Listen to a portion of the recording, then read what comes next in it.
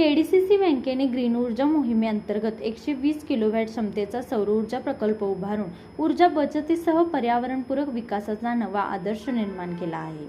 या सौर ऊर्जा प्रकल्पाच्या लोकार्पण प्रसंगी बँकेचे अध्यक्ष तथा वैद्यकीय शिक्षण मंत्री हसन मुश्रीफ यांनी या प्रकल्पामुळे बँकेच्या वीज बिलात दरवर्षी तब्बल 30 लाख रुपयांहून अधिक बचत होणार असल्याची माहिती दिली। जिल्हा बँकेत दररोज सुमारे 500 ते 600 युनिट वीज वापर होत असून त्यासाठी दरमहा 4.5 लाख रुपयांपर्यंत खर्च होत होता। या पार्श्वभूमीवर उभारण्यात आलेल्या 120 किलोवॅट सौर ऊर्जा प्रकल्पातून दररोज 550 ते 600 युनिट वीज निर्मिती होणार आहे। महावितरणच्या नवीन टीओटी धोरणानुसार बँकेच्या वीज बिलात दरमहा 2.25 ते 2.5 लाख रुपयांची बचत अपेक्षित असून आर्थिकदृष्ट्या मोठा दिलासा मिळणार आहे।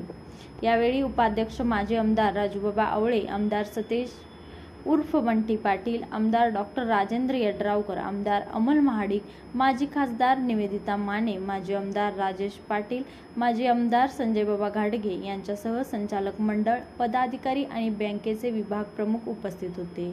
सहकार क्षेत्रात ग्रीन ऊर्जा स्वीकारत आर्थिक बचत आणि शाश्वत विकासाचा संगम साधणारा हा प्रकल्प केडीसीसीसाठी महत्त्वपूर्ण टप्पा मानला जात आहे। न्यूज मराठी 24 कोल्हापूर।